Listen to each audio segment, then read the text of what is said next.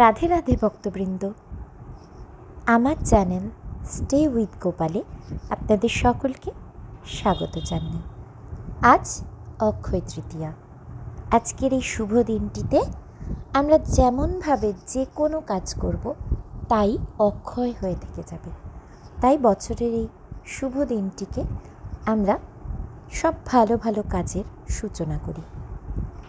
আমরা নিত্যদিন যেমনভাবে সেবা পুজো করি, আমি ঠিক সেইভাবে কিন্তু একটি আড়ম্বর সহকারে এই সেবা পুজো করেছি। দেখুন, আমি সকালবেলা স্নান করে নিয়ে আমার যে স্নানের পাত্রটি আছে ভগবানদের, সেখানে সুন্দর করে ফুল দিয়ে সাজিয়ে প্রথমে আমার গোপালকে স্নান করে নিচ্ছি, ছোট্ট গোপালকে। অবশ্যই আমি এদিন পঞ্চামৃত, দুধ, দই, ঘি, মধু, শর্করা আর সুগন্ধির জলের মধ্যে সুগন্ধি মিশিয়ে সকলকে স্নান করিয়েছি। এবার আমি আমার গোবিন্দকে স্নান করিয়ে নিচ্ছি। এখন তো ভীষণ গরম, তাই বেশি বেশি করে ওদের স্নান করাই। সকালে রোজই নিত্যদিন আমি এই কাজটি করি। আজকে থেকে এই বিশেষ দিনটিতে চন্দন যাত্রারও শুরু। ভগবান জগন্নাথ দেব, বলভদ্র, সুভদ্রাকেও আমি পঞ্চামৃত দিয়ে স্নান করিয়ে সুন্দর করে তাদেরও শৃঙ্গার করিয়েছি। আর এই হলো আমার রাধা মাধব, তাদের স্নান সেরে নিচ্ছি। এবার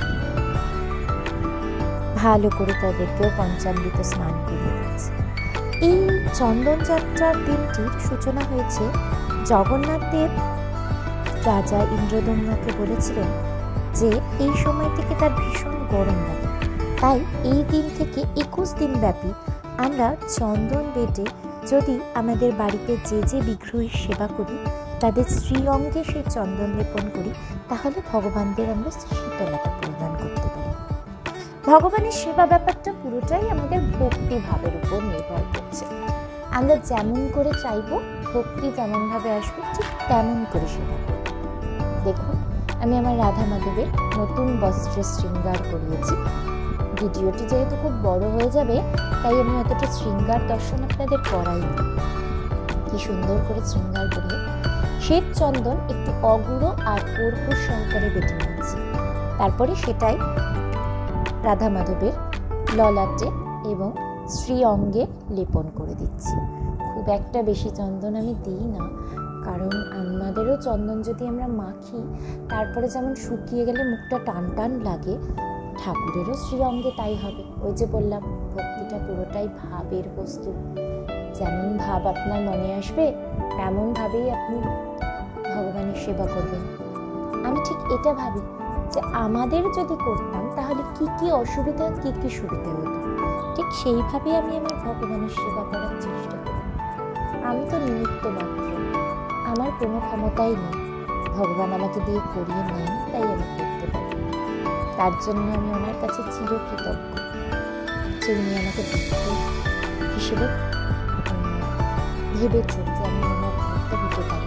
এটাই আমার কাছে বিশাল বড় প্রাপ্তি। এবার আমি আমার গোবিন্দ শোনা, আর এদিন আমি সকলকেই হলুদ বস্ত্র পরিয়েছি। অক্ষয় তৃতীয়া যেহেতু শুভ সূচনা, বছরের ভীষণ ভালো একটি দিন। এদিন আপনি যা করবেন তাই আপনার জীবনে অক্ষয় হয়ে থেকে যাবে। আমার মাধবকেও হলুদ বস্ত্র পরিয়েছি, হালকা শৃঙ্গারই করিয়েছি। যেহেতু ভীষণ গরম, তাই জন্য হালকা শৃঙ্গার করিয়েছি। মাধবকেও চন্দন দিয়ে সুন্দর করে চর্চিত করে দিয়েছি। আমি আমার সব ঠাকুরদেরই এদিন চন্দন করিয়েছি। নিত্য সেবাতেও আমি চন্দন করাই, তুলসীপত্র চন্দন দিয়ে চরণে অর্চন করি, ফুল অর্চন করি। দেখুন মাধবকে কি সুন্দর লাগছে। গোপাল, গোবিন্দ, মাধব, রাধা মাধব সকলকে আমি হলুদে সাজিয়ে তুলেছি। রাধে।